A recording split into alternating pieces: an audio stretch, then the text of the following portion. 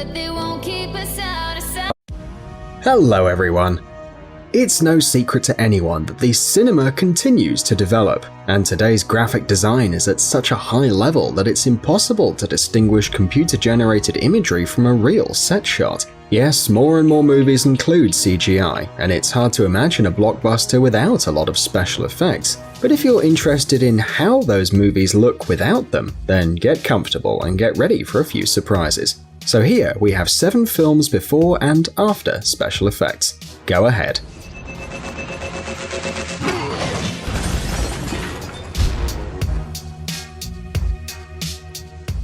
Game of Thrones. Attention, spoilers. If you haven't seen the 7th season of Game of Thrones, it's best to fast forward the video to the next movie or close your eyes and cover your ears for a couple of minutes. You ready? It's time to remember the incredible scene of the attack on the Lannister troops in the 4th episode of the season. If you saw the series, you'll remember the epic moment when a horde of Dothrakis, supported from the air by one of Daenerys' dragons, destroyed the Lannister army. It is said that these scenes were the most difficult to produce because, with the exception of the flying dragon, most images were recorded in real life. Yes, you heard me right. The creators of the series took the time to burn several doubles and explode the wagons with carefully placed explosives. The extras also worked the best they could, and look at the amount of fake ash that the specialists threw into the field to recreate the burnt earth. But we've moved away from the most important thing, since the cherry on top of this dessert is, of course, the dragon. In this case, the developers used several technical tricks to recreate the presence of a huge mythological dragon in the recording set. All the shots from behind the dragon were made with the help of special cameras mounted on cables and drones. Once obtained, a drawn dragon and a very real Emilia Clarke were added to the scene. The actress also had to record scenes separately, riding a machine created especially for the occasion. To be honest, the resemblance to a dragon is minimal, so Emilia had to play with her imagination and act as if she were actually traveling on a huge dragon through the airs of Westeros. Around the actress, there were not even fake clouds. The whole scene was filmed on a green background. A similar situation was experienced in the 6th episode of the season, where Daenerys and her dragon managed to save Jon Snow and his team. After the traditional indoor recordings, Emilia was able to participate in the open field scenes with the other actors, on an island in the middle of a frozen lake. But, as it were, you can see the dragon's huge green back. Exactly that was the point at which the protagonists were running, trying to save themselves from the army of the dead. Attraction. This Russian film, directed by Fyodor Bondarchuk, has generated different reactions to the characters and their stories. However, it is obvious that the computer design in this film is incredible, especially for a Russian film, a country that doesn't stand out for the great special effects in its films. Besides, it is the first Russian alien film and its creators made quite an effort. For example, look at this scene from the trailer. A huge alien spacecraft lands in a region of Moscow, destroying huge buildings, bridges and stadiums in its path. It's hard to believe that all this is the result of the work of graphic designers.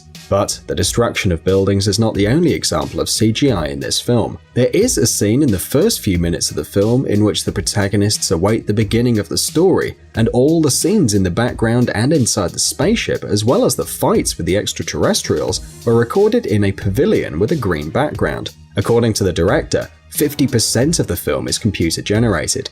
The only question is, how did the actors imagine the space visitors in order to realistically recreate the encounter with them? Logan.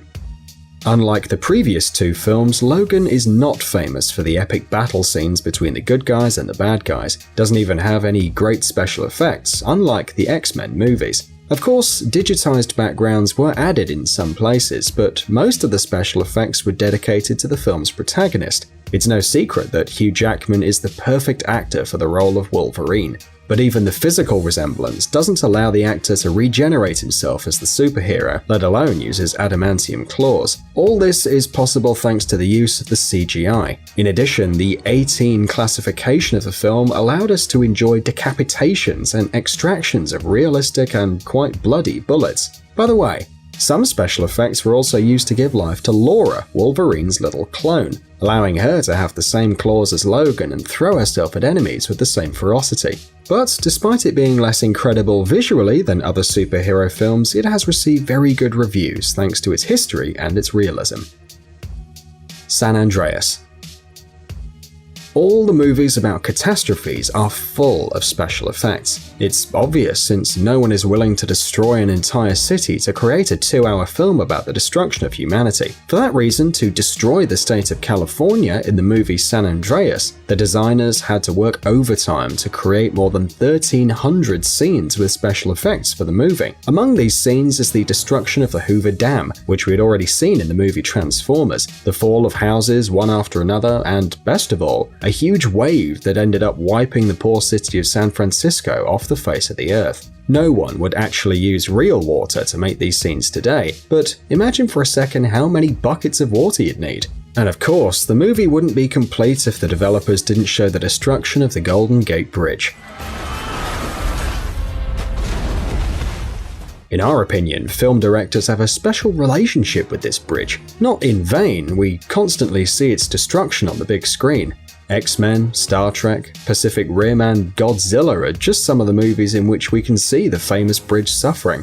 But the artists of the film in San Andreas made an effort to achieve very realistic scenes of destruction, combining between 4 and 15 images from the same place, mixing computer-generated images with real photographs, and performing all kinds of cinematic tricks. But the most amazing special effect of the film is Dwayne Johnson, who played his first dramatic role in this film, and his acting skills are pretty impressive, don't you think?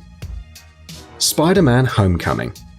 Superhero movies don't surprise anyone anymore, and special effects have been a commonplace for a long time. But what would you think of a movie about a comic book character without CGI, and moreover without a stuntman for the main character? Yes, it's true. Tom Holland in the latest Arachnid Hero movie did all the tricks you see on screen on his own. Of course, they protected him with cables and green carpets on the floor, but all the turns and jumps were made by the actor himself. But this is not the most interesting thing. Many scenes of the film were made in the filming set without special effects. Yes, even the mandatory scene in any superhero movie where the protagonist saves everyone. For the mid-cut ferry scene, the developers built a full-size copy, which they then filled with water and balanced with the help of special mechanisms, scaring off extras, stuntmen, and the actor himself. However, the film was not fully CGI-free, but we're not talking about obvious moments such as the interface of Spidey's suit or the flight in the air, but the ascent of the Washington Monument. Despite the actor's prowess, he was not allowed to climb the building on his own, and they built a couple of safe levels of the monument in a pavilion. Surely we can forgive the director of this little deception. After all, nobody would have liked the new Peter Parker to have suffered in the recordings, right? Transformers: The Last Knight. You probably know that each and every film of the Transformers saga has a bunch of explosions, gigantic robots, and incredible action scenes. Maybe these films are not a great example of movie drama or acting quality, but we still love them. And one of the main features of these films is the special effects. This is no surprise, given that Michael Bay is a true master in the science of CGI. Several scenes with no actors involved were created from scratch using computers, but there were scenes filmed with our beloved green background too. For example, in the scene where the heroes are running towards a big scary wave, the actors really got wet using a special inclined platform, and the epic landscape was added later. The same can be said about the falling scene, where the lives of the characters played by Mark Wahlberg and Laura Haddock were literally hanging by a thread. The characters were hanging over an abyss, grabbing only a small metal thingy. To create a real sensation of fear, the filming crew created a special device, a whole room that rotated the actors, forcing them to fall. Truth be told, the actors did have safety devices on them, unlike their characters, and nothing was exploding around them, but they still did a great job. 2012. And finally, another disaster movie. Okay, we admit we really do like this genre. In addition, there's nothing better to create special effects than situations of general, real chaos. In the film 2012, there are plenty of them. More than 500 scenes filled with various destructions and natural disasters can impress even skeptics. According to Stefan Toriansky, an artist on visual effects, many moments in the film demanded simply colossal computing power, so much was the work done. They even used 250, can you picture it, 250 of the most powerful computers to process all the graphical information. And this is without counting the numerous takes involving actors. By the way, most of the scenes in the 2012 movie, like in the movie San Andreas, are multi-layered. That is, they consist of several images. The pictures were superimposed on each other in such a way that you could accurately believe, for example, that the aircraft carrier was actually sweeping away the White House from the face of the Earth, and that the plane was moving between the falling skyscrapers.